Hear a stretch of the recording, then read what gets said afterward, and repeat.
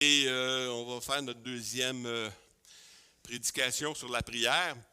Et la semaine prochaine, on va finir. Aujourd'hui, on va voir le fruit de l'incrédulité. Hein? Le fruit de l'incrédulité. Puis la semaine prochaine, on va voir le fruit de la foi. Parce que le but, c'est de démontrer qu'on ne manque pas de foi. La foi, on l'a. On l'a eu. Si vous avez été sauvé, c'est parce que vous avez eu de la foi pour être sauvé. Et puis, ce qui empêche maintenant d'avoir les choses par la foi, c'est l'incrédulité. Mais d'où ça vient, l'incrédulité? C'est ça qu'on va voir aujourd'hui. Et puis, j'espère que vous allez être encouragés parce que la Bible nous dit qu'on a tout ce qui contribue à la vie chrétienne. Donc, on a tous la foi. Hein? Puis Jésus même, il dit, si vous aviez la foi gros comme un grain de sénévé, vous diriez à cette montagne, déracine-toi, jette-toi dans la mer, puis elle vous obéirait. Donc, ça ne prend pas beaucoup de foi, ça prend la foi. Mais l'incrédulité, ça produit des choses dans nos vies à nous. Et ça l'empêche les autres aussi de bénéficier de la grâce de Dieu. C'est ça qu'on va voir aujourd'hui. Et puis, c'est sur la prière, comment prier. On a commencé la semaine passée à comment prier. Et puis, c'est là qu'on va voir...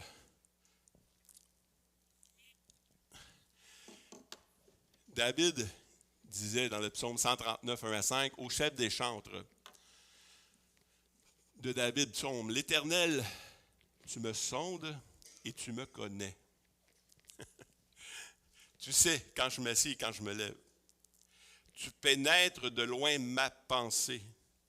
Et on ne peut pas cacher rien à Dieu. Même notre pensée est connue de Dieu. Tu sais quand je marche et quand je me couche. Et tu pénètres toutes mes voies. Car la parole n'est pas sur ma langue, que déjà, Éternel, tu la connais entièrement. Wow! Tu m'entoures par derrière et par devant, tu mets ta main sur moi. C'est-tu un beau psaume, ça? C'est vraiment de dire que Dieu, là, c'est pas de la manière qu'on prie. Tu sais, c'est pas l'éloquence de ma prière qui va faire que Dieu va répondre à ma prière. Dieu connaît déjà mon cœur. Il connaît même, ouais, mais là, c'est parce que Seigneur, si le Seigneur connaît même mes sentiments, mes pensées, ils ne sont pas toujours droites, mes pensées. Ils ne sont pas toujours selon Dieu, mes pensées. Mais Dieu s'en fout de ça. Dis, lis la parole. Fais-moi confiance. Puis tu vas voir que les choses peuvent changer. Parce que même la parole, parce qu'on parle de prière ici, les paroles n'ont même pas encore sur ma langue que Dieu sait déjà. Et pourquoi il nous demande de prier de bord? Ce n'est pas pour lui qu'il nous demande de prier, c'est pour nous. Dieu fait les choses et toutes choses pour démontrer, pour la gloire de Dieu, pour démontrer la gloire de Dieu, mais pour le faire connaître aussi. Pour faire connaître que Jésus, c'est le Christ, le Fils de Dieu. Tous les miracles que Jésus a fait, tout ce que Dieu a fait, même quand il était sur la montagne, puis il y a une voix qui s'est fait entendre. Il ne dit pas pour moi que la voix s'est fait entendre, c'est pour vous. C'est pour augmenter ou détruire l'incrédulité de nos vies. Parce que la foi, si tu t'en as rien qu'un peu, c'est assez. Mais l'incrédulité vient détruire les choses de nos vies. Et comment prier aussi? En priant, avant d'annoncer le Notre Père, il dit en priant, ne multipliez pas de vaines paroles, comme les païens qui s'imaginent qu'à force de paroles, ils seront exaucés. Tu sais, tu essaies de convaincre Dieu, là, tu sais. Tu essaies de convaincre Dieu que Dieu est déjà convaincu que tu en as besoin, là. Dieu, il sait déjà tout ce qu'on a besoin, il sait nos problèmes, il sait nos peines, il sait nos maladies, il sait toutes choses. Dieu sait toutes choses. Donc, ce n'est pas à force de paroles qu'on va essayer de convaincre Dieu qui nous écoute. Ne leur ressemblez pas, car votre Père sait de quoi vous avez besoin avant que vous le lui demandiez. Tu sais, c'est rassurant, hein? Je n'ai pas besoin d'avoir été à l'école. Je peux écrire une belle lettre à Dieu pour le convaincre. Ça, c'est la religion qui fait ça. Essayer de gagner l'amour de Dieu. Hein? Pourquoi on essaierait de gagner l'amour de Dieu quand Dieu nous a démontré son amour parfaitement lorsque nous étions encore des pécheurs? Dieu l'a prouvé, son amour. On n'a pas besoin d'essayer de faire des choses pour mériter son amour. Donc, il dit, ne multipliez pas de vaines paroles. Ça veut dire qu'on n'est pas obligé d'avoir des longs discours. Dieu le sait. Et on va voir aujourd'hui, principalement, une prière de Jésus. Une prière que Jésus a faite quand il a ressuscité Lazare. C'est important d'étudier cette prière-là parce que ça nous montre on a beaucoup de points d'enseignement là-dedans qui viennent nous donner la manière qu'on doit prier. Et puis, on voit la foi des gens qui sont là parce que ça fait déjà quelques jours que Lazare est mort. Même, je n'ai pas marqué toute l'histoire, là, mais on voit même les disciples, Jésus dort, Lazare dort. Ben, s'il dort, il va être guéri, tu sais. Non, il est mort. Il est mort. Parce que Jésus, des fois, il parle, puis c'est pas compris. Parce qu'il parle des choses spirituelles, puis nous, on parle des choses charnelles. Tu sais, on identifie ce qu'il dit d'une manière charnelle, et c'est pas ça que le Seigneur parle toujours du côté spirituel de Jésus. Et Marie comme Marthe, ils ont répondu la même chose quand Jésus est venu pour guérir Lazare. Et lorsque Marie fut arrivée là où était Jésus et qu'elle le vit, elle tomba à ses pieds et lui dit, « Seigneur, si tu eusses été ici, mon frère ne serait pas mort. » Wow! Elle savait que Jésus guérit. Elle savait très bien que là, il est peut-être trop tard, là, tu sais, là. Puis, quand tu es rendu mort, c'est rare que quelqu'un va venir prier pour toi. Mais Jésus, il est là pour ça. Il est là pour ça. Marthe a dit à peu près la même chose. Marthe dit à Jésus, « Seigneur, si tu eusses été ici, mon frère ne serait pas mort. » La même chose. Elle avait la foi que Jésus était pour guérir. Mais, pas bien plus. Mais maintenant, même si je sais que tout ce que tu demanderas à Dieu, Dieu te l'accordera. Je ne sais pas ce que tu vas lui demander, mais peu importe ce que tu vas lui demander, Dieu va te le donner. Jésus lui dit, « Ton frère ressuscitera. » Marie dit, « Je sais, lui répondit Marthe, qu'il ressuscitera à la résurrection, au dernier jour. » Quand on parle de résurrection, on sait que tous les chrétiens, un jour, on va ressusciter. Ça fait partie c'est pour ça qu'il nous a sauvés aussi, ça fait partie de notre salut, qu'on va ressusciter au dernier jour. Jésus lui dit, « Je suis la résurrection et la vie. Celui qui croit en moi vivra, quand même il sera mort. Et quiconque vit et croit en moi ne mourra jamais. » Crois-tu cela? Nous, on parle de la mort. Il a arrêté de vivre. Mais Jésus dit non. La mort, ce n'est pas arrêter de vivre. Si quelqu'un croit en moi, il vit encore. Son enveloppe est morte. Son enveloppe, depuis que je suis né, moi, mon enveloppe a commencé à se détériorer. Hein? Fait que mon enveloppe, un jour, elle va mourir. Mais la vie, ce n'est pas mon corps. Ma vie, c'est plus que ça, c'est avec Jésus. Jésus, c'est la vie. Mais même si mon corps se détruit, Jésus peut ressusciter même mon corps charnel, imagine-toi. S'il est capable de ressusciter le corps charnel, c'est une preuve qu'il est capable de te donner la vie éternelle. Hein? C'est la preuve. Et puis on va voir ça. Parce que quand on est, l'incrédulité vient nous dire, ouais, mais là, c'est jusqu'à où que je suis capable de croire. Marie et Marthe étaient capables de croire jusqu'à la guérison. Et après, à la résurrection. Or, à celui qui peut faire par la puissance qui agit en nous, infiniment au-delà de tout ce que nous demandons ou pensons. Pourquoi? Parce qu'on est limité. On n'a pas connu le Seigneur comme on devrait le connaître. Même les apôtres qui ont passé ça, ils ont passé 3 ans avec Jésus, ils n'ont pas connu pleinement Jésus encore. Ils ne l'ont pas connu pleinement. Il y a encore des choses qui avaient de la misère à comprendre, mais à celui qui peut faire par la puissance qui agit en nous, ça veut dire l'Esprit, infiniment au-delà de tout ce que nous demandons ou pensons. Demandons, c'est quoi? C'est prier. On prie Dieu, mais Dieu peut faire au-delà de tout ce qu'on prie. Parce que nous, on est limité. Ah, moi, Seigneur, parce que je vois souvent ça, là. Ah, j'ai mal aux jambes, j'ai mal au dos. Seigneur, si tu peux juste m'enlever mon mal de jambes, ça va être correct. S'il est capable de t'enlever le mal de jambes, pourquoi il ne t'enlèverait pas ton mal de dos? T'sais, Jésus peut faire au-delà de tout ce qu'on peut penser. T'sais. J'avais embarqué un jeune homme à un moment donné, j'avais dit que j'étais pour prier pour lui. Ah, il dit non, il était occupé à d'autres choses, le Seigneur, c'est sûr. Dérange-le pas avec ça. Je vais être capable de. Écoute, le Seigneur, il est immensément grand, le Seigneur. Il n'y a rien que le Seigneur peut faire. Il n'y a pas la plus petite chose qu'on peut penser. Le Seigneur, ça le concerne.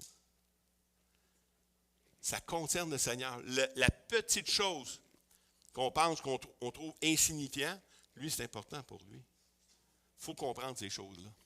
Il peut faire au-delà de tout ce que nous demandons, même qu'on pense. Donc, on a besoin du Saint-Esprit. On a besoin de connaître la parole. On a besoin de connaître le Seigneur pour demander comme il faut, pour prier comme il faut. Et c'est là qu'on arrive à la prière. Jésus dit, ôtez la pierre. Jésus dit dire quoi à Marthe? Si tu crois, tu vas voir. Et Marthe a dit, la sœur du mort lui dit, Seigneur, il sent déjà car il y a 4 jours qu'il est là. Donc, le niveau de son incrédulité augmente un peu parce que elle sait très bien que quand quelqu'un est mort depuis 4 jours, il n'y a plus grand-chose à faire, il sent déjà, il est déjà en décomposition. Mais elle ne connaît pas le Seigneur. Parce que le Seigneur peut donner la vie à des os. La chair peut revenir. La vie peut revenir. Et ainsi de suite. Jésus lui dit, ne t'ai-je pas dit que si tu crois, tu verras la gloire de Dieu? Wow! Verset 41.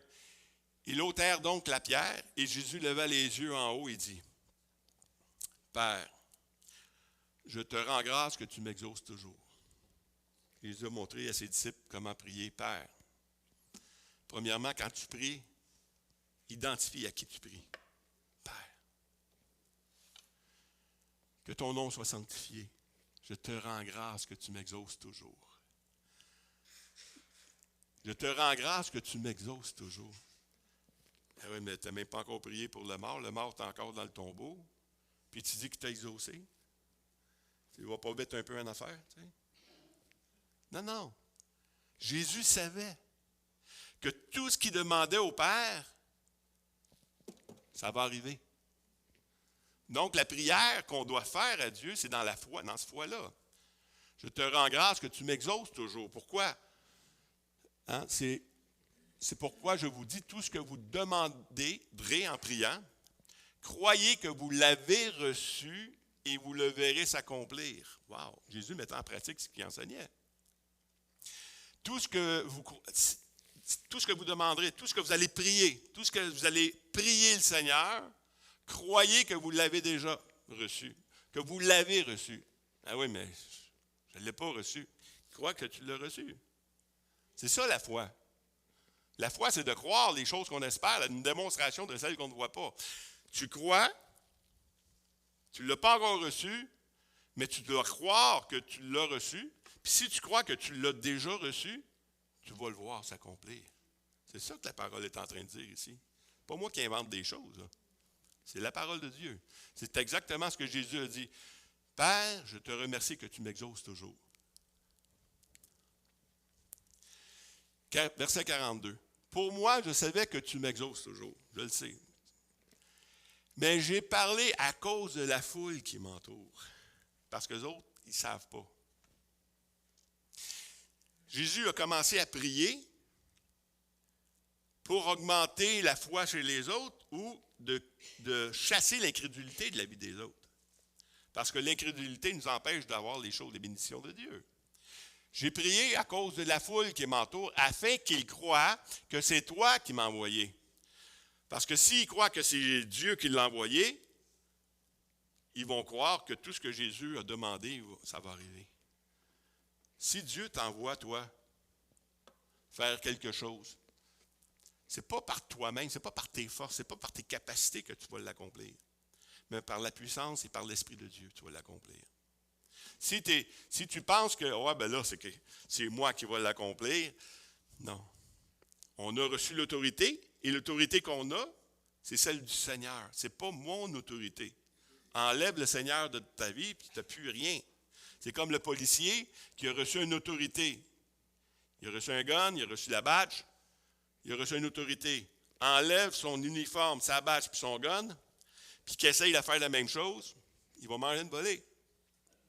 C'est la même chose. C'est pas lui, c'est pas nous, ça ne nous concerne pas nous, ça concerne lui. Quand Dieu nous demande de faire des choses, c'est avec son autorité à lui, afin qu'il croie que c'est toi qui m'as envoyé. Il continue. Ayant dit cela, Jésus priait, et quand Jésus priait, il n'y avait pas besoin de faire de longues prières. À moi, c'est une prière de remerciement. Ça, il en faisait des longues. Mais quand il disait quelque chose, il cria d'une voix forte, « Lazare, sors! » 2 mots. Ah ouais, mais écoute, tu peux-tu dire d'autres choses? Non, c'est assez. L'autorité que Jésus avait est assez puissante qu'avec 2 mots seulement, il était capable de ressusciter un mort. Lazare sort. Et le mort, il n'a pas le choix, il est obligé d'obéir. Et le mort sortit les pieds et les mains liés de bandes et le visage enveloppé d'un linge. Jésus leur dit, déliez-le et laissez-le aller. Eux autres aussi sont obligés d'obéir. Plusieurs des Juifs qui étaient venus vers Marie et qui virent ce qui fit Jésus, crurent en lui. La foi ou le manque d'incrédulité, on va le dire comme ça, vient aussi non seulement par la parole de Dieu qu'on a vue la semaine passée, mais vient aussi avec ce que tu vois. Plus tu vas voir des choses miraculeuses, plus tu vas voir Dieu agir, plus tu vas connaître Dieu dans ces choses-là, plus l'incrédulité va partir. C'est plus grave le reste, là. Parce que la foi, souvent Dieu va nous demander d'avoir la foi, et puis ça va nous... Notre inquiétude va nous empêcher de l'avoir. Ça, c'est l'incrédulité aussi. Hey, je vais avoir l'info si je fais ça. Ah ouais, mais si je prie pour lui devant les autres, là, puis ça ne marche pas, je vais avoir l'info. Non, c'est pas ton problème, ça.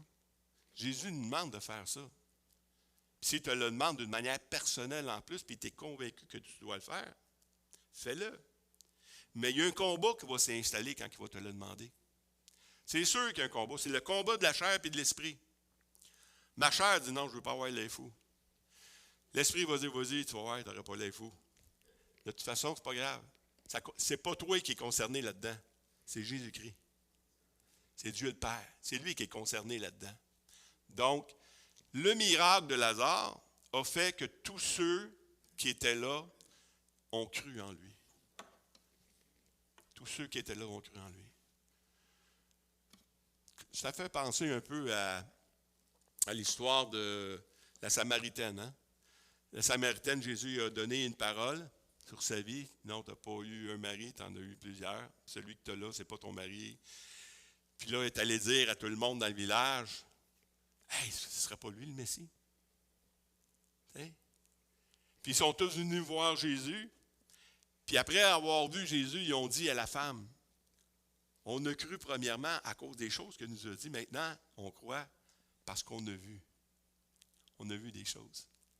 Mais c'est ça. Jésus, on le sait que Jésus guérit, on le sait que Jésus fait les choses, mais de voir un miracle, de voir des témoignages, de voir des choses de même, ça l'enlève l'incrédulité de nos vies. Puis c'est là qu'il faut arriver. C'est pour ça que je veux insister sur de chasser l'incrédulité de nos vies, parce que c'est ça qui nous empêche d'entrer dans une étape que la chair même, notre chair, nous empêche d'aller. Une grande multitude de Juifs apprirent que Jésus était à Béthanie et ils vinrent non pas seulement à cause de lui, mais aussi pour voir Lazare, le miracle, qu'il avait ressuscité des morts, parce que beaucoup de Juifs se retiraient d'eux à cause de lui et croyaient en Jésus. Est-ce qu'on a besoin encore des miracles? Est-ce qu'aujourd'hui, on a encore besoin des miracles? Mais effectivement. Je ne crois pas que le chrétien a besoin de miracles. Je m'explique. Si on croit que les guérisons, et c'est ce qui est démontré dans tous les évangiles, que Jésus a fait les miracles pour démontrer qui il était, d'où ce qui vient. Ben, écoute, t'es sauvé. Est-ce qu'il a besoin de te guérir pour savoir qui il est? Pas du tout.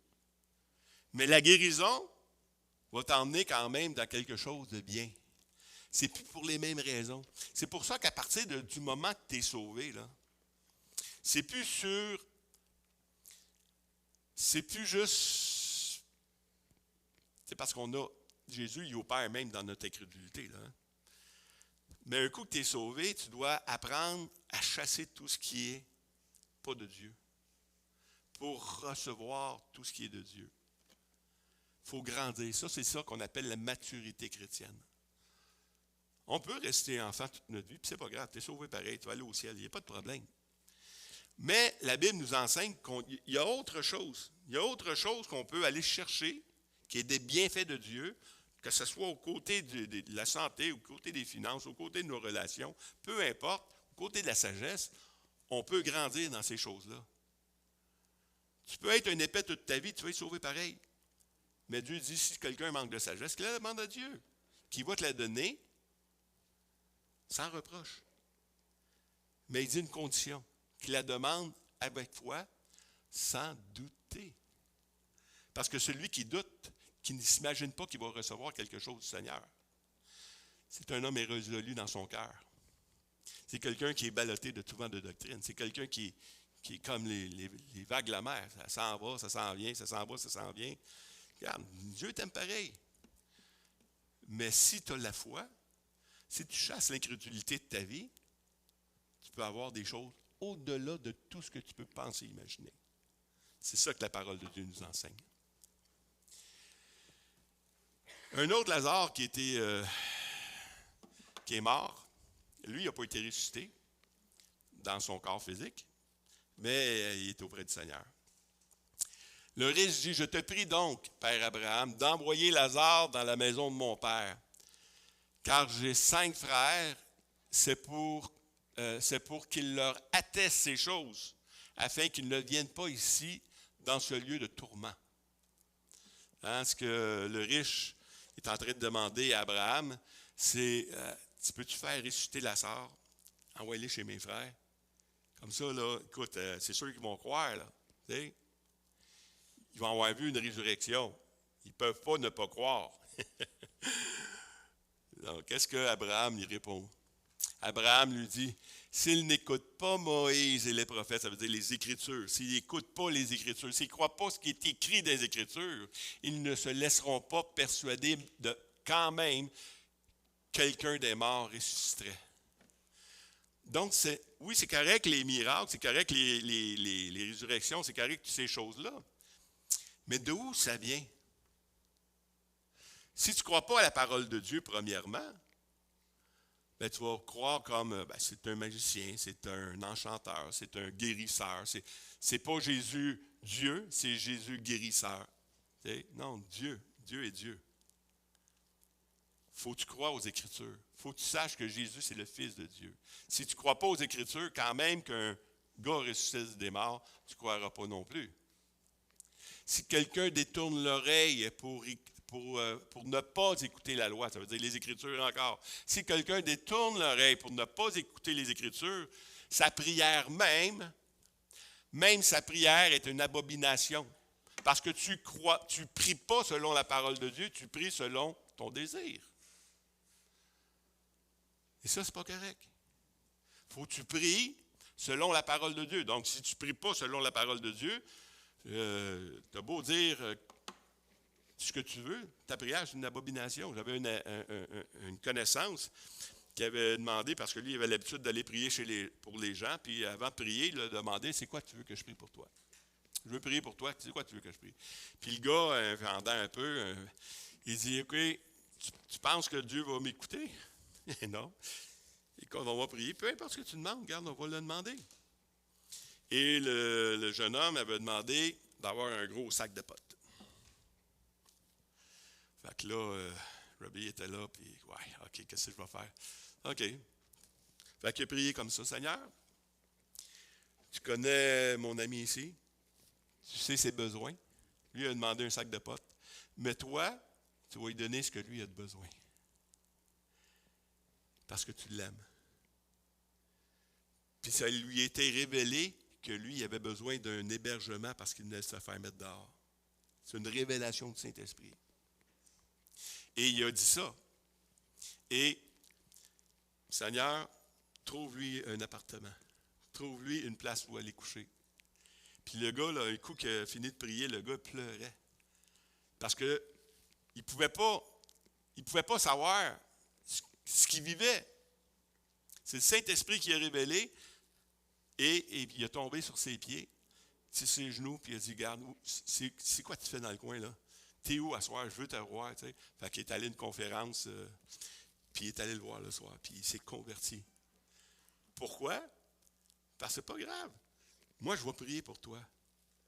Mais ce que toi, tu as besoin, ce que tu penses que tu as de besoin, ce n'est pas nécessairement ce que Dieu veut te donner. Il faut connaître les Écritures, il faut connaître notre Seigneur. Parce qu'il va nous donner ce qui est de meilleur pour nous. Amen.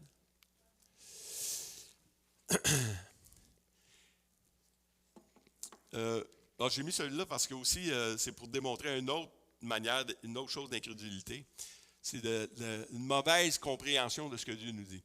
Il dit cela pour indiquer par quelle mort Pierre glorifiait le Seigneur. Le Seigneur venait de lui dire, tu vas mourir de telle manière, puis ça sera, tu sais. Et puis, ayant ainsi parlé, il lui dit, suis-moi.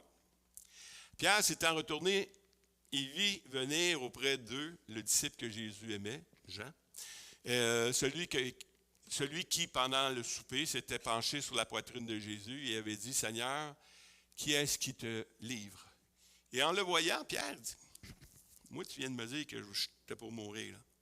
Lui, là, et celui-ci, Seigneur, qu'est-ce qui va y arriver? Voici la réponse du Seigneur. Jésus lui dit, si je veux qu'il demeure jusqu'à ce que je vienne, que t'importe? Toi, suis-moi. Là-dessus, le bruit courut parmi les frères que ce disciple ne mourrait point. Voyez-vous? Jésus dit une chose. Nous, les chrétiens, les disciples, on interprète ce qu'on vient de recevoir. Puis on pense que c'est la vérité, là. Les frères, que ce disciple ne mourrait point. Cependant, Jésus n'avait pas dit à Pierre qu'il ne mourrait point. Mais si je veux qu'il demeure jusqu'à ce que je vienne, que t'importe. Donc, notre mauvaise compréhension des Écritures encore, ou de ce que Jésus vient de nous dire, peut nous emmener dans le champ de patates. J'avais un ami qui était, je faisais du taxi à Saint-Jean-sur-Richelieu, c'est un ami, on faisait des réunions de prière chez lui, et puis fait une secousse que je déménageais à Drummondville, puis là, sa femme m'appelle, elle dit, écoute, cancer, phase terminale, puis tu peux-tu venir le voir avant qu'il parte, tu sais? Fait que c'est pas de problème, je pars, je m'en vais chez eux avec un ami, puis on commence, il m'explique qu'est-ce qu'il vit, puis tout ça, il est là à la Bible parle de Saint-Jean-sur-Richelieu, et puis, je dis, écoute, on va prier ensemble. On va prier ensemble pour que tu sois guéri. Parce que moi, je crois à la guérison. Ben, c'est pas de problème. On s'est mis d'accord, on a prié ensemble. Et puis, la soirée se termine, je m'en vais. Mais en allant, tu sais, un peu d'incrédulité quand même. Tu sais. Seigneur, vas-tu être guéri? Tu sais? Parce que Gilles, depuis qu'il est sauvé, il fait le même rêve. Qui est pour prêcher, qui est pour parler devant une assemblée, puis parler de ce que le Seigneur a fait dans sa vie. Puis je le sais, ça, même pendant notre soirée, il m'en avait parlé. Fait que là, quand j'ai demandé au Seigneur, Seigneur, vas-tu être guéri? Le Seigneur me dit, il va parler devant une assemblée. Hey, mon cœur, je me réjouissais, vraiment. Et puis, un mois après, sa femme m'appelle encore. « Hey, Gilles va se faire baptiser. » Il n'était pas encore baptisé. Fait que, wow, le Seigneur me l'avait dit. Je ne l'ai pas dit, mais c'est comme je me réjouissais d'avance par le Seigneur me l'avait dit qu'il était pour parler devant une assemblée, tu sais. Fait que, mais il est mort quand même un mois après. Mais le Seigneur ne m'a pas dit qu'il ne mourrait pas. Le Seigneur me dit qu'il était pour parler devant une assemblée. Voyez-vous l'interprétation que moi j'en ai fait? Il était pour être guéri. Tu sais? Non. Faites attention à ce que vous comprenez des Écritures. Il faut faire attention de ce que le Seigneur vous dit en même temps. Donc, des fois, on comprend mal. C'est normal. Faites-vous-en pas, le Seigneur ne nous tient pas au reproche de ça. Mais c'est nous, ça nous emmène dans une fausse espérance des fois. Hein? Il faut faire attention à ces choses-là. Donc, comme il parlait encore, survint de chez les chefs, une autre histoire, comme il parlait encore, survint de chez les chefs de synagogue des gens qui dirent « Ta fille est morte. » Pourquoi importunes-tu davantage le maître? Déjà trop tard, mon chum. Tu es allé voir pour qu'il vienne guérir ta fille, mais ta fille est morte. Qu'est-ce que Jésus a dit? Mais Jésus, sans tenir compte de leurs paroles, sans tenir compte de ses paroles, il dit au chef de la synagogue, « Ne crains pas, crois seulement. » Ne crains pas, crois seulement. Parce que quelques-uns d'entre nous, on a reçu des mauvais diagnostics. Ça l'amène quoi? Ça l'amène la crainte, ça l'amène l'incrédulité de nous. Jésus dit, ne crains pas. Crois seulement. Crois seulement. Parce que ce n'est pas ce que les gens vont dire. C'est ce que tu vas croire. Et si tu crois, plus Jésus dit, ne crois pas, crois seulement. Et Jésus a fait autre chose. Ne crois pas, crois seulement. Il ne permit à personne de l'accompagner, si ce n'est à Pierre, Jacques et Jean. Pierre, Jean, Jacques. Pourquoi Jésus, quand il est allé prier pour la jeune fille, il a mis les autres de côté, puis il a emmené Pierre, Jean, Jacques? Pardon? À cause de leur incrédulité. Jésus, Pierre, Jean, Jacques étaient toujours avec Jésus. Il était sur la montagne, ils entendaient la voix, ils ont vu des choses plus que les autres. Donc, Jésus n'a pas permis, sauf Pierre, Jean, Jacques, d'aller avec lui. Parce que, écoute, si tout le monde dit qu'elle est morte, déjà, ça t'emmène un stress, un niveau d'incrédulité dans ta vie. Il entra et il leur dit, « Pourquoi faites-vous du bruit et pourquoi pleurez-vous? L'enfant n'est pas morte, mais elle dort. » Et ils se moquèrent de lui. Alors, ayant fait sortir tout le monde, sortez, tous ceux qui ont de l'incrédulité, sortez. Il prit avec lui le père et la mère de l'enfant et ceux qui l'avaient accompagné. Il entra là où était l'enfant. Il la saisit par la main. Il dit une longue prière. Non. Il dit Talitha Koumi, ce qui signifie jeune fille, lève-toi, je te le dis. Puis elle s'est levée. Mais des fois, quand on a des maladies, quand on a un niveau d'incrédulité dans nos vies, il ne faut pas partager ça avec tout le monde.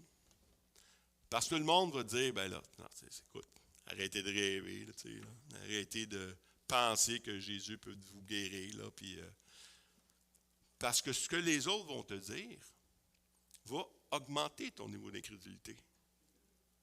Donc, on doit aller en privé avec ceux qui ont la foi pour prier pour ceux qui ont la foi.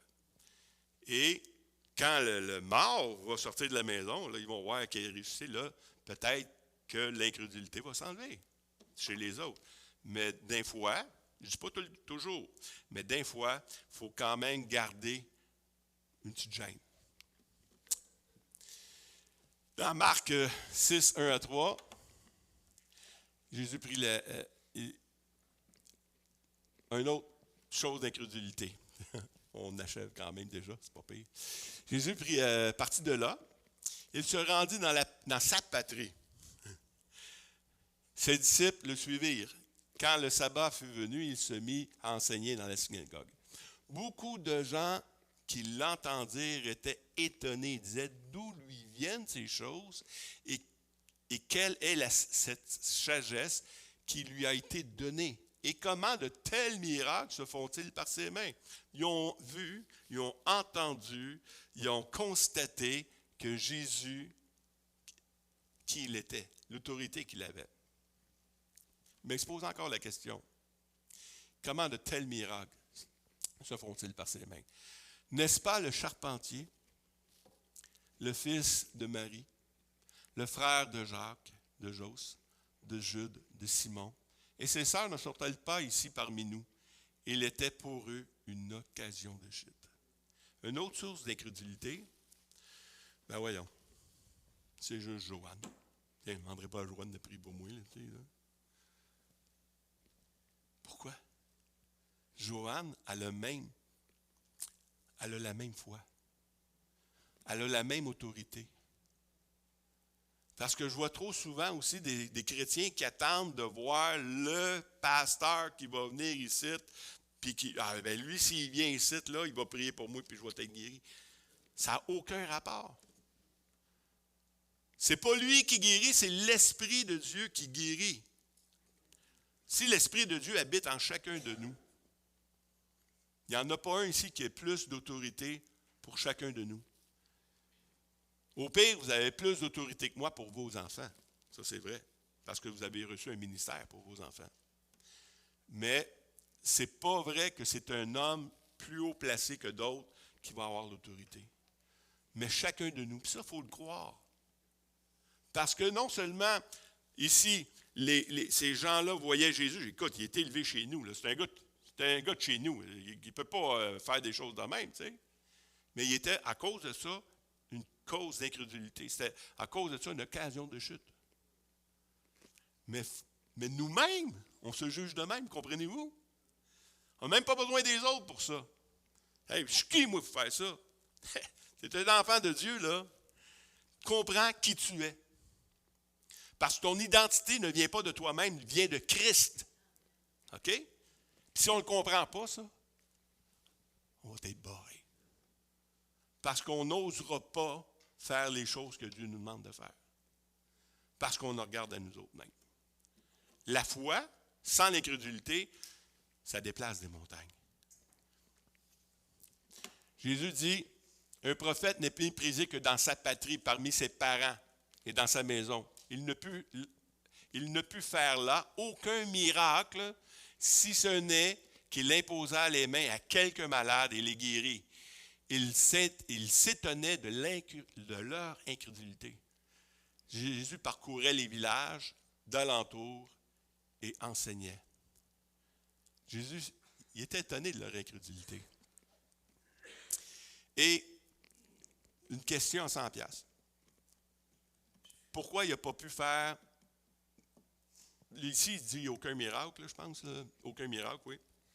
Dans un autre passage, il dit qu'il n'a pas pu faire beaucoup de miracles. Il n'a pas fait aucun miracle, il en a fait. Il s'est marqué ici qu'il a guéri des malades quand même. Donc, pourquoi Jésus n'a pas réussi à guérir les gens? Pardon? Ça prend... Il faut enlever l'incrédulité. L'incrédulité, ce n'est pas que Jésus avait moins de puissance parce que les autres étaient incrédules. Là. Dieu n'est pas moins puissant parce que les gens sont incrédules. C'est que l'incrédulité ici fait que moi, vu que je suis incrédule, je n'emmènerai pas mon malade voir Jésus.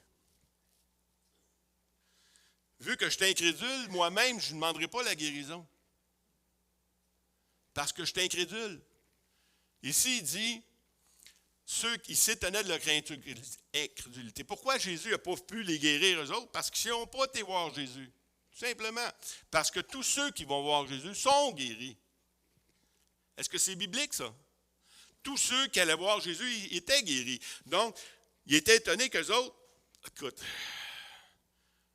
je suis malade, mais c'est pas lui qui va me guérir. C'est pas vrai. C'est ça l'incrédulité. L'incrédulité, ça ne diminue pas la puissance de la guérison chez Jésus. C'est juste qu'eux autres se privent de la grâce de Dieu pour leur guérison. Une autre chose, celle-là ici, on va commencer plus dans le positif un peu, on achève. Il y avait une femme atteinte d'une perte de sang depuis 12 ans. Quand ça fait 12 ans déjà, il avait beaucoup souffert entre les mains de plusieurs médecins. Elle avait dépensé tout ce qu'elle possédait. Elle n'avait éprouvé aucun soulagement. Elle allait plutôt en empirant. Écoute, c'est pas une bonne nouvelle, ça. Ça va pas bien. Peu importe ce que j'essaye, je fais tout, ça ne marche pas.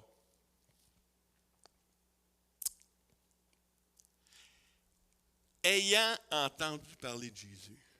Wow. Déjà, elle a entendu. Et puis, un coup qu'elle a entendu, elle dit, écoute, moi, là, j'ai tout essayé, ça ne marchera pas. Tu sais.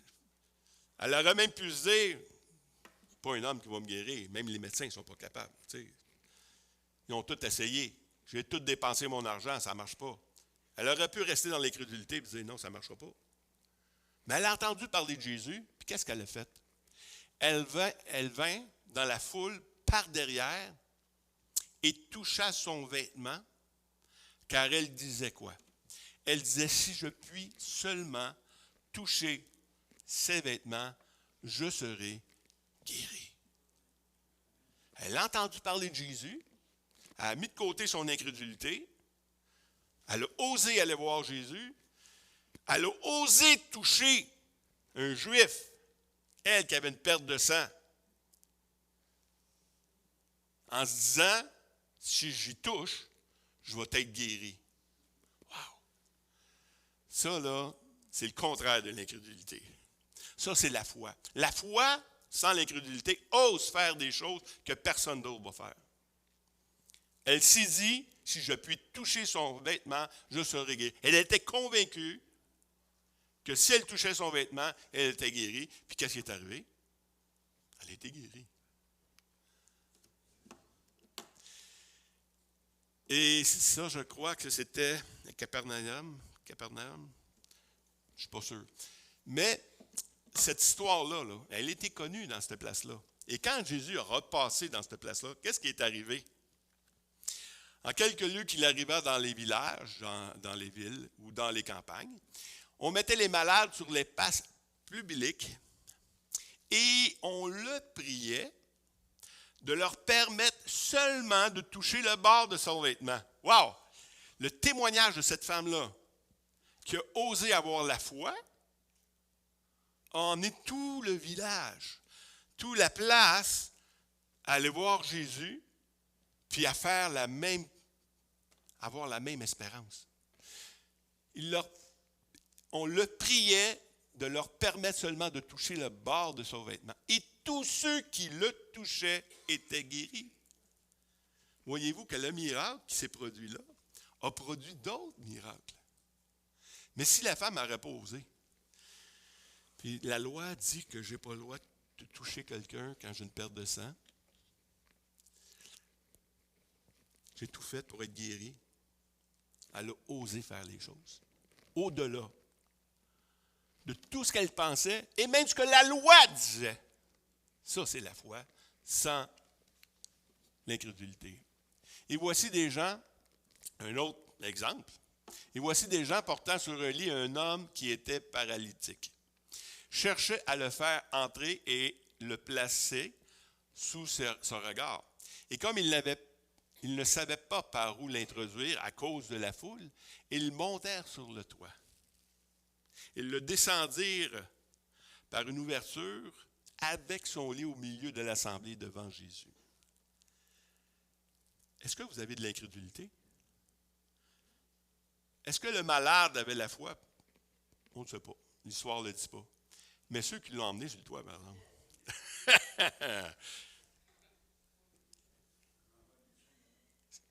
Qui veut un chum de même, hein? Qui veut être un chum pour ceux qui souffrent? C'est ça aussi la question. Parce que si nous, on a de l'incrédulité pour nous-mêmes, est-ce qu'on va avoir l'incrédulité pour ces gens-là? Tu sais? Fait, eux autres, là, il n'y avait pas d'incrédulité. Non, leur foi a été au-delà même Il dit, on va monter sur le toit, on va le descendre par la porte, on va le descendre par le toit, puis quand il va le voir, wow! Jésus voyant leur foi. Jésus voyant leur foi. Il n'a pas vu l'incrédulité, là. Il a vu leur foi. Jésus n'a pas été obligé de lui dire, n'ayez pas peur. Déjà, il n'avait pas peur. Il a montré qu'il n'avait pas peur, eux autres. Jésus dit, homme, tes péchés te sont pardonnés. Et les scribes et les pharisiens se mirent à raisonner et dire, qui est celui qui profère des blasphèmes? Qui peut pardonner les péchés si ce n'est Dieu seul? Parce que les autres, ils n'avaient pas reconnu que Jésus, c'était Dieu. Mais tu dois reconnaître que Jésus est Dieu. Tu dois reconnaître que même que Jésus homme, c'est sous l'autorité de Dieu qu'il fait les choses. Jésus, connaissant leurs pensées, prit la parole et il leur dit, « Quelle pensée avez-vous dans vos cœurs? » Parce que ces pharisiens-là, ces docteurs de la loi là, qui étaient là, ils connaissaient la parole. Quand il lisait les psaumes 103, 1 à 5, il dit, de David, « Mon âme bénit l'Éternel, que tout ce qui est en moi bénisse son saint nom. Mon âme bénit l'Éternel et n'oublie aucun de ses bienfaits. C'est lui qui pardonne toutes nos iniquités. » Facile à dire, ça. Parce que ça ne paraît pas, ça. Tu sais, c'est facile à dire. Jésus a dit, tes péchés sont pardonnés. Oui, mais y a-tu un signe? Y a-tu quoi que je vais sentir? Non. Tu dois croire la parole de Dieu. C'est lui qui pardonne toutes tes iniquités, qui guérit toutes tes maladies. David connaissait Dieu. C'était un homme selon le cœur de Dieu. Il savait que Dieu, c'est lui qui te guérit de toute maladie. Donc, ces Juifs, c'est là qui étaient là où Jésus, puis qui avaient l'incrédulité, qui disaient que Jésus blasphémait. C'est parce qu'ils ne reconnaissaient pas Jésus comme Dieu. Parce que la parole de Dieu dit, il pardonne tes iniquités et c'est lui qui guérit toutes tes maladies. C'est lui qui délivre ta vie de la fausse. C'est lui qui va te délivrer, même qui va te ressusciter. C'est ça que ça veut dire. Tu n'iras pas dans... C'est lui qui peut le faire, ça. C'est lui qui délivre ta vie de la fausse, qui te couronne de bonté et de miséricorde. C'est lui qui te donne sa bonté, sa miséricorde. C'est pas que toi, tu es rendu bon, puis non. Il te couronne de ces choses-là. C'est sa couronne de Jésus qui te met. C'est lui qui rassasie de bien ta vieillesse. C'est qu'il va prendre soin de tous tes biens.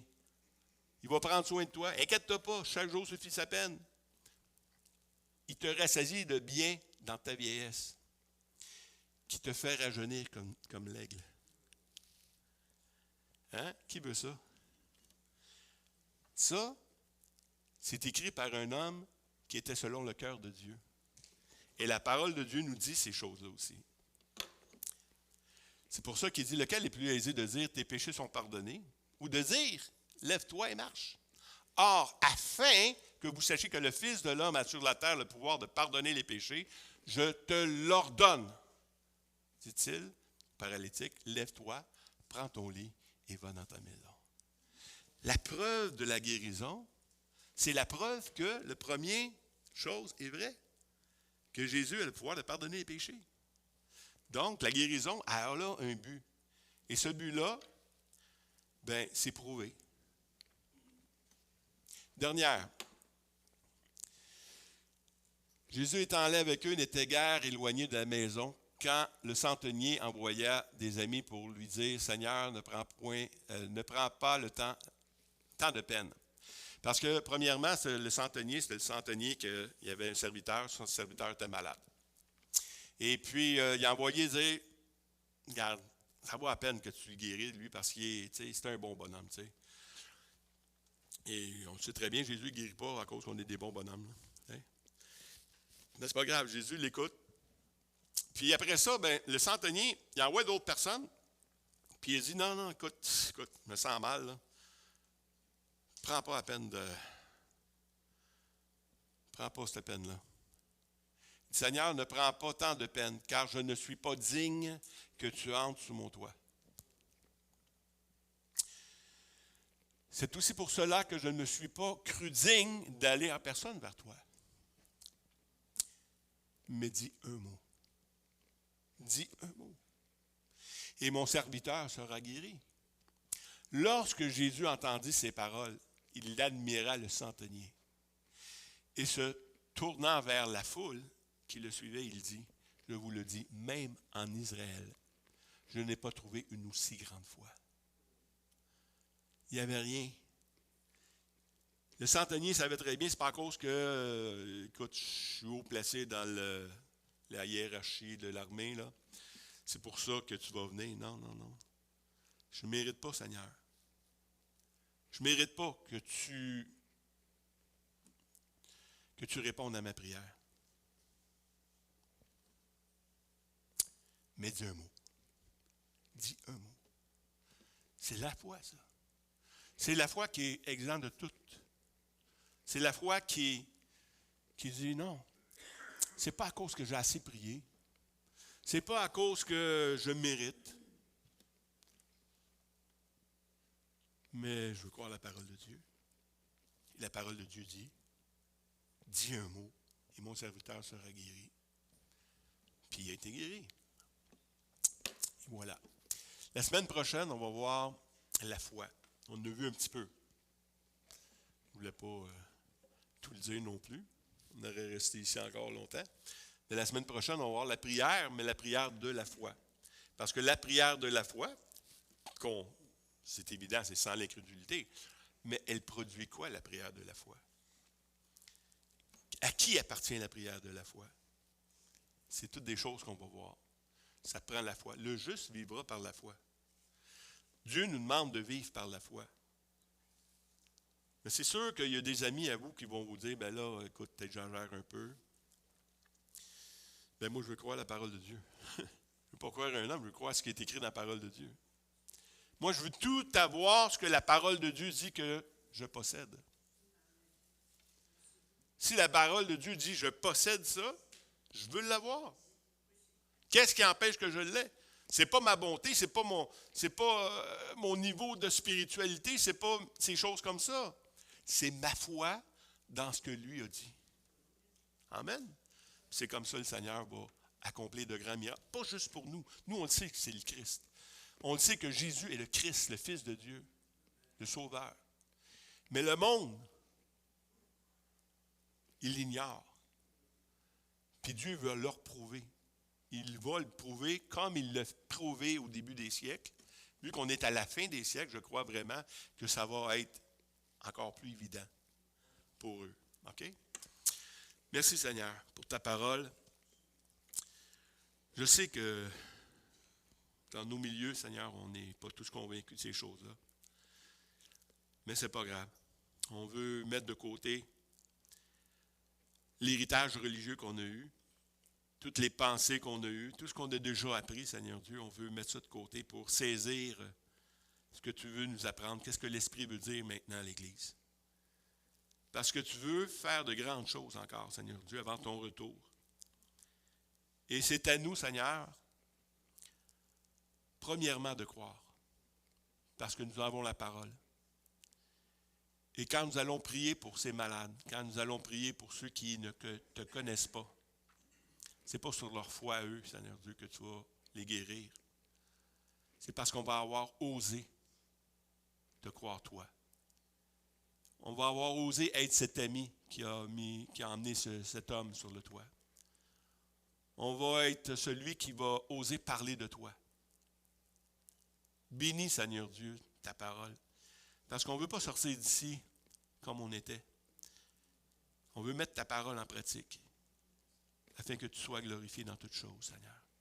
Viens briser en nous, Seigneur. Viens briser en nous tout ce qui nous empêche de saisir ces vérités, Seigneur, afin qu'on puisse te glorifier par nos vies. Dans le nom de Christ que j'ai été prié. Et tous ceux qui sont d'accord disent Amen. Amen.